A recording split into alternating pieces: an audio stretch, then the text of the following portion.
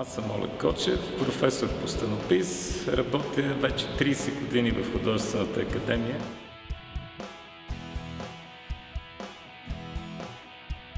Беше моето трето посещение в Париж, в Сите des Arts, което прави общо почти половин година.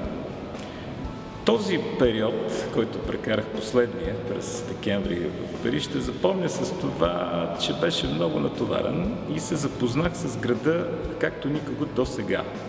Независимо, че бях вече бил 4 месеца там, се оказа, че познавам само центъра на града, а покрай последния ми престой го познах изцяло. Значи целият град в периферика аз го познавам и съм така, мога да кажа, горд, че познавам даже парижкото метро.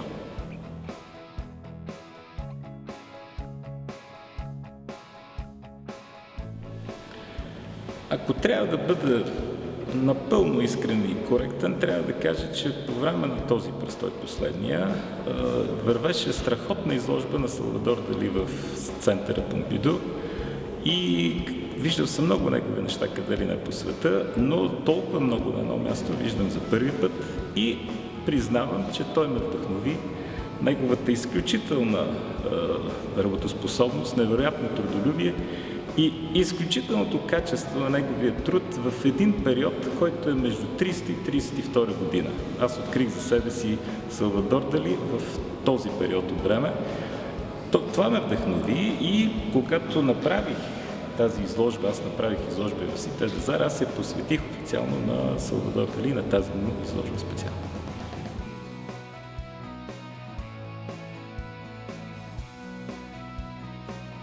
Аз съм особено доволен, че успях да покажа тези работи, вдъхновени от Дали, но и от самия Париж. Знаете, това е, колкото и клиширано да изглежда, това наистина е града на любовта и на изкуствата и на свободата. Затова съм много доволен, че успях тези част от работите, които направих там, да изложа тук. Имам намерение да излагам и по-нататък други изложби в България, имам предвид в провинцията.